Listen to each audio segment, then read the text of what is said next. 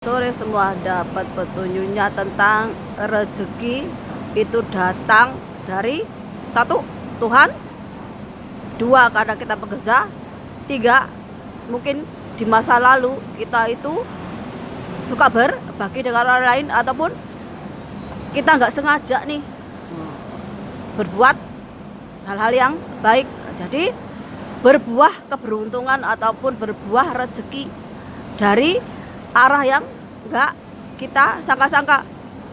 Tapi kita juga perlu melihat kalau sekarang ini hidup kita nggak maju-maju, ataupun hidup kita itu ketemu hal-hal yang jelek, kita juga harus melihat. Mungkin di masa lalu itu, di kemarin-kemarin itu kita suka nipu, suka mencurangi orang lain, suka mengambil hak orang lain.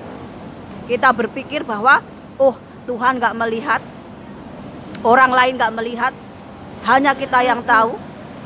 Jadi kita bisa mengelabui orang lain, ataupun kita pura-pura baik di depan orang, tapi pada kenyataannya, pada faktanya, kelakuan kita itu zolim ke orang lain. Ini yang menyebabkan terkadang hidup kita dipenuhi dengan apes atau hal-hal yang buruk. Karena apa? Karena kita sendiri kelakuannya nggak baik, kelakuannya nggak bener. Kalau saya udah bisa ngomong kayak begini, berarti saya belajarnya dari kehidupan juga, pengalaman hidup. Makanya kenapa saya ada di Hongkong sekarang, bertemu dengan orang-orang yang baik, itu juga karena saya mau mengubah diri. Kalau dulu saya penuh dengan nafsu, penuh dengan hal-hal yang jelek, sekarang saya tinggalkan sedikit-sedikit. Kenapa? Karena saya pengen nih hidup saya dipenuhi dengan berkah dari Tuhan, dipenuhi kasih sayang, dipenuhi dengan rezeki yang halal, ataupun rezeki yang membawa manfaat. Terkadang ketika kita itu nyari rezeki dengan cara yang nggak baik, dengan menghalalkan segala cara, ngefeknya ke diri kita. Mungkin kita gampang sakit, kita itu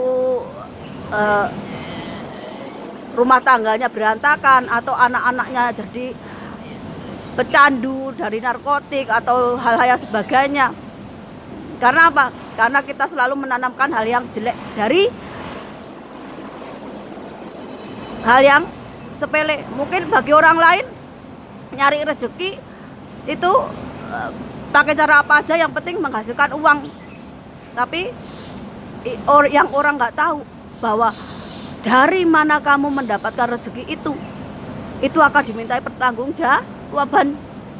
Jadi kenapa kita itu diajarkan sih cari rezeki yang ibaratnya kepala jadi kaki, kaki jadi kepala, nyari yang halal penuh dengan keringat, agar ada barokahnya, agar ada manfaatnya.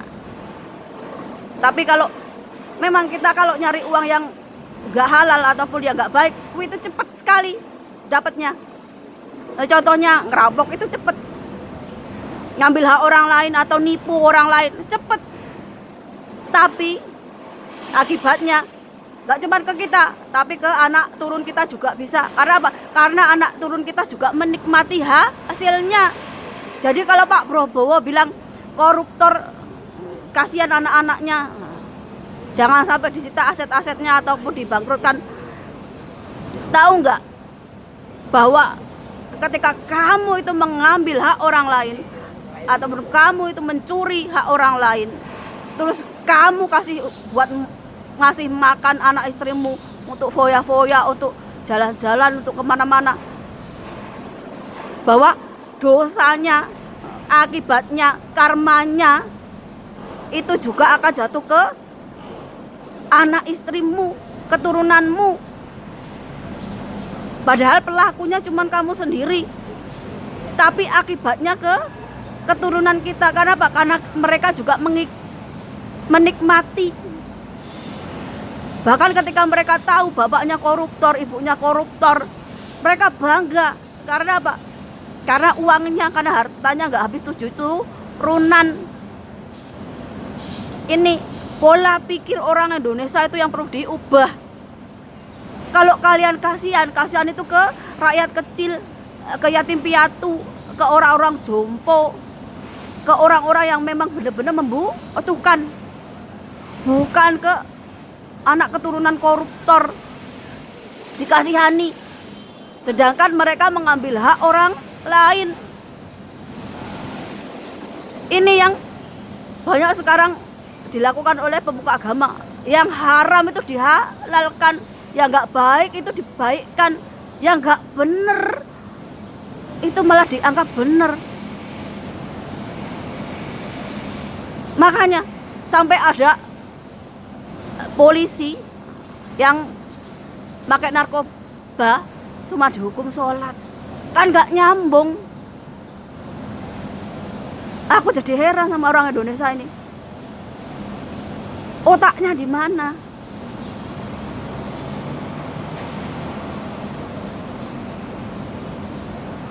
Secara agama dan secara sosial, hukum sosial itu nggak nyambung sama sekali.